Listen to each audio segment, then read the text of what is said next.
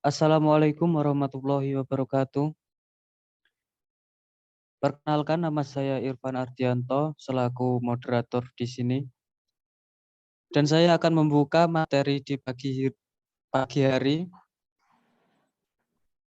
Materi pertama adalah konsep asuhan keperawatan pada neonatal atau RDS yang akan disampaikan oleh Mbak Vika. Silakan Mbak Vika, waktunya. Baik, terima kasih Kak Irfan.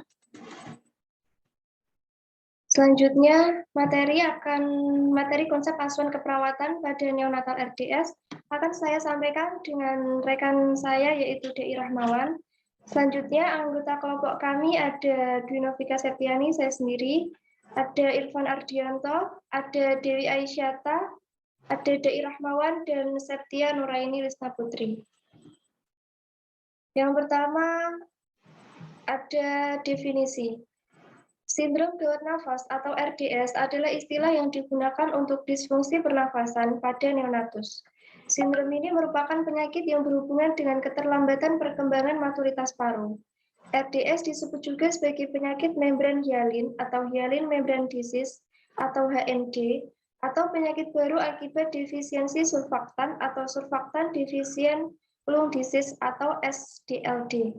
Menurut Meta Febri Akrina Afnani Thoibah tahun 2016. Yang kedua ada etiologi. Respiratory distress syndrome adalah penyakit yang disebabkan oleh ketidakmaturan dari sel tipe 2 dan ketidakmampuan sel tersebut untuk menghasilkan surfaktan yang memadai. Respiratory distress syndrome terjadi pada bayi prematur atau kurang bulan karena kurangnya produksi surfaktan. Produksi surfaktan ini dimulai sejak kehamilan minggu ke-22. Makin muda usia kehamilan, makin besar pula kemungkinan terjadi RDS, menurut Nugraha tahun 2014. Tanda dan gejala. Menurut Jito Wiono dan Kristiana Sari tahun 2013. Tanda dan gejala diantaranya ada timbul 4-6 jam setelah lahir. Yang kedua, pernafasan cepat atau hipnea atau dyspnea dengan frekuensi pernafasan lebih dari 60 kali per menit. Yang ketiga, ada retraksi interkostal, epigastrium atau suprasternal pada inspirasi. Yang keempat, ada cyanosis. Yang kelima, ada grunting, yaitu terdengar seperti suara rintihan pada saat ekspirasi. Yang terakhir, takikardi 170 kali per menit. Manifestasi klinis. Berat atau ringannya gejala klinis pada penyakit RDS ini sangat dipengaruhi oleh tingkat maturitas paru. Semakin rendah berat badan dan usia kehamilan, semakin berat gejala klinis yang ditunjukkan. Gejala dapat tampak beberapa jam setelah kelahiran. Kasus RDS kemungkinan besar terjadi pada bayi yang lahir prematur, menurut Vida dan Maya tahun 2012. Tanda-tanda gangguan pernafasan ini dapat berupa dyspnea atau bradypnea atau tachypnea, kemudian ada cyanosis, grunting espivasi, pernafasan cuping hidung, dan menurunnya daya kompliensi paru-paru. Selanjutnya ada patofisiologi. Patofisiologi RDS ditandai dengan perubahan mekanisme paru atau menurunnya compliance, penurunan kapasitas residu fungsional dengan instabilitas alveolar yang cenderung kolaps, atelektasis, asidosis, dan hipoksia. Usaha nafas diperberat dengan menurunnya aliran volume atau hipoekspansi paru dan peningkatan dead space. Dead space atau dead space menurut Grepon dan Messina tahun 2014. Pada RDS, komponen surfaktan normal, namun tidak dapat membentuk myelin tubular.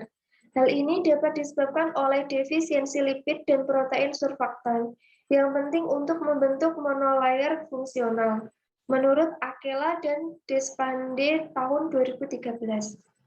Penurunan surfaktan menyebabkan peningkatan usaha nafas untuk ekspansi paru pada setiap nafas dan meningkatkan kemungkinan kolaps alveolar pada akhir ekspirasi, menurut Galaser et al. Tahun 2016.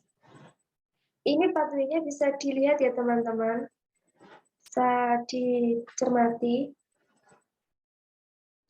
Langsung saja ke pemeriksaan penunjang. Pemeriksaan penunjang yang kita ada kultur darah yang pertama, yaitu untuk menunjukkan keadaan bakteriemia. Yang kedua ada analisa gas darah. Ini untuk menilai derajat hipoksemia dan keseimbangan asam basa. Yang ketiga ada glukosa darah, menilai keadaan hipoglikemia karena hipoglikemia dapat menyebabkan atau memperberat takipnea. Kemudian ronsen toraks ini untuk mengetahui etiologi distres nafas, darah rutin dan hitung jenis. Leuksitosis menunjukkan adanya infeksi, neutropenia menunjukkan infeksi bakteri, trombositopenia menunjukkan adanya sepsis. Yang terakhir yaitu pulse oximetri. Ini untuk menilai hipoksia dan kebutuhan tambahan oksigen. Penata laksanaan, di sini ada penata laksanaan medis dan penata laksanaan keperawatan. Penata laksanaan medis ada pengoptimalan lingkungan. Kita usahakan suhu tubuh ini berada pada batas normal, yaitu 36,5 sampai 37,5. Kemudian pemberian oksigen. Pemberian oksigen ini bersifat hati-hati karena berpengaruh kompleks terhadap bayi. Sebaiknya pemberian oksigen ini kita sebelum melakukan pemberian oksigen ini sebaiknya dilakukan pemeriksaan analisa gula darah. Kemudian pemberian antibiotik ini bertujuan untuk mencegah infeksi sekunder. Yang keempat, pemberian surfaktan eksogen ini melalui endotracheal tube. Selanjutnya, penata laksanaan keperawatan. Yang pertama, kita selalu pantau tanda vital, kemudian jaga kepatenan jalan nafas, berikan oksigen 2-3 liter per menit dengan kateter nasal, kemudian pasang jalur infus intravena, dan lakukan penilaian lanjut. Selanjutnya, materinya akan disampaikan oleh rekan saya, DI Rahmawan.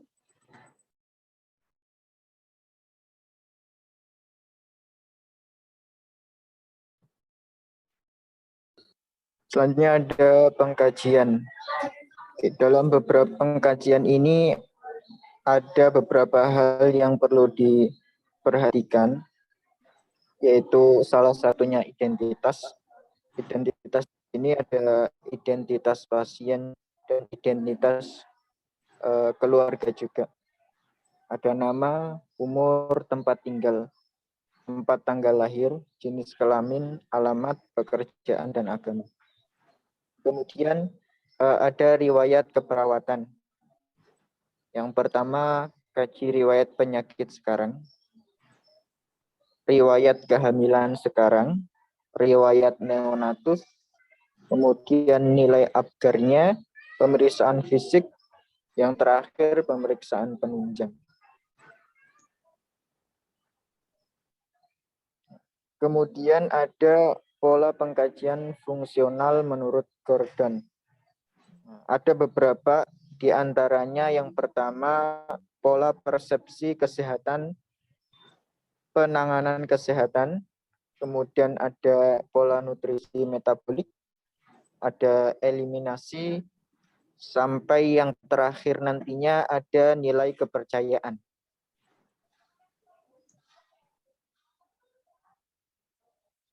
Nah, selanjutnya ada diagnosa keperawatan. Diagnosa keperawatannya menurut Wilkinson 2013, yaitu yang pertama gangguan pertukaran gas berhubungan dengan imaturitas paru dan neuromuskular, dan ketidakstabilan alveolar.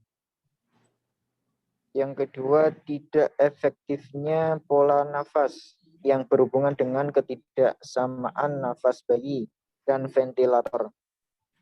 Kemudian tidak berfungsi dengan normal ventilatornya. 3, gangguan nutrisi kurang dari kebutuhan. 4, resiko tinggi gangguan termoregulasi.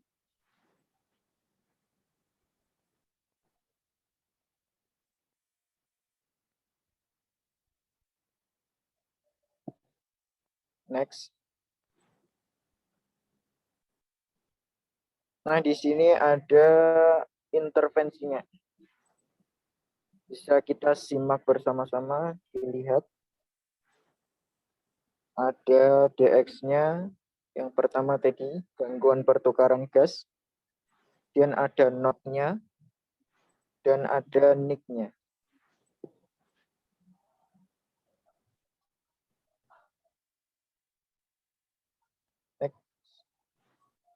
Nah, ini yang kedua. Yang tadi, kedua tidak efektifnya pola nafas.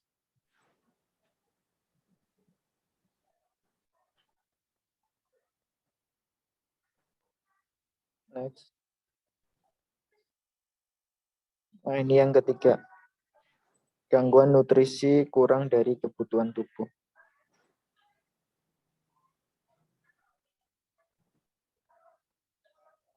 Terakhir, keempat, ada risiko tinggi gangguan termoregulasi.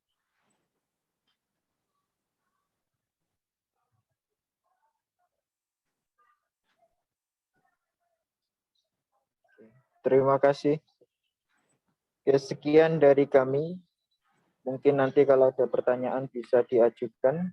Kurang lebihnya mohon maaf. Assalamualaikum warahmatullahi wabarakatuh. Waalaikumsalam. Waalaikumsalam warahmatullahi wabarakatuh. Terima kasih buat Kak Vika dan Kak Dai. Silakan yang mau bertanya. Oke, Assalamualaikum warahmatullahi wabarakatuh. Perkenalkan, nama saya Septia Nuraini Lisna Putri. Izin bertanya ya, Kak. Pertanyaannya yaitu, apakah bayi yang mengalami respiratory distress syndrome dapat sembuh? Kemudian, dan juga apakah RDS yang dialami oleh bayi akan berdampak pada tumbuh kembang bayi? Terima kasih, Kak. Apakah pertanyaannya sudah jelas? Ya, jelas, Kak. Terima kasih atas pertanyaannya. Oke, izin membantu menjawab ya Kak dari pertanyaannya Mbak siapa tadi? Mbak Septiani. Septi. Pertanyaannya tadi saya ulang ya, apakah bayi yang mengalami respiratory distress syndrome dapat sembuh? Dan apakah RDS yang dialami oleh bayi akan berdampak pada tumbuh berkembang bayi? Ya, benar ya pertanyaannya ya? Iya, Kak. Iya, Kak. Oke, sebelumnya perlu diketahui RDS itu apa dulu, yaitu Respiratory Distress Syndrome. Yaitu apa? Gangguan pernapasan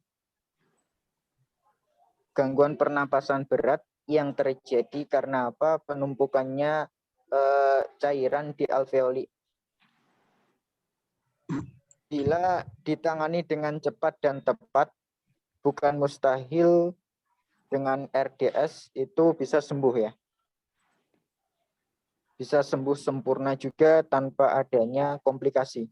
Tapi sebaliknya juga bila penanganan terlambat atau bila kondisi ini terjadi bersamaan dengan komorbid lainnya, maka bisa muncul beragam komplikasi yang ringan hingga berat di sistem pernapasannya, seperti pneumotoraks, pneumonia, fibrosis paru, dan sebagainya. Tidak hanya itu, akibat kekurangan oksigen yang ditimbulkannya, bayi juga bisa mengalami yang namanya kerusakan otak. Jadi bisa mengganggu pola pikir, kemampuannya juga pertumbuhan serta berkembangnya. Dari paparan yang saya tadi jelaskan, bisa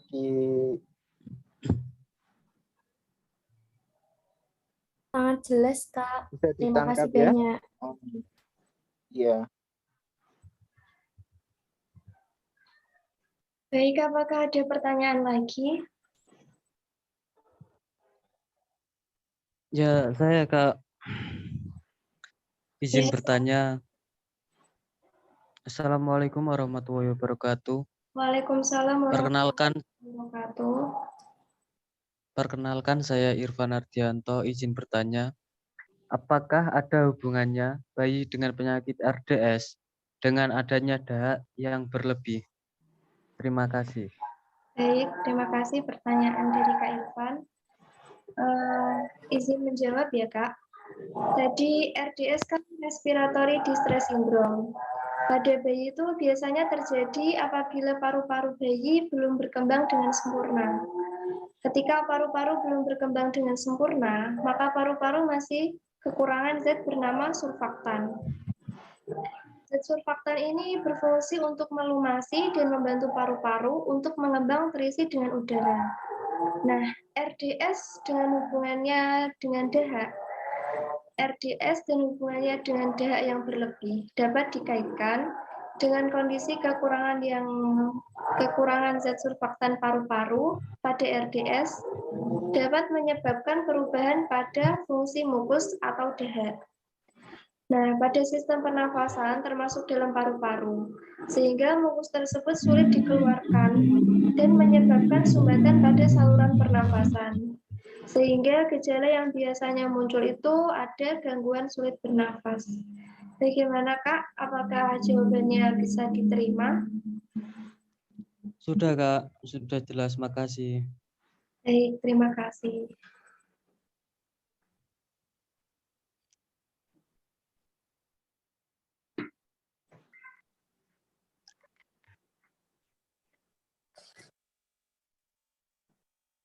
Baik, jika sudah Bariki apa? ada pertanyaan, bisa diakhiri presentasi untuk materi asuhan keperawatan neonatal pada RDS ini ya. Selanjutnya kita akan sambung dengan materi yang kedua yaitu asuhan keperawatan pada neonatal asfiksia. Silakan saya kembalikan kepada moderator untuk mengakhirinya.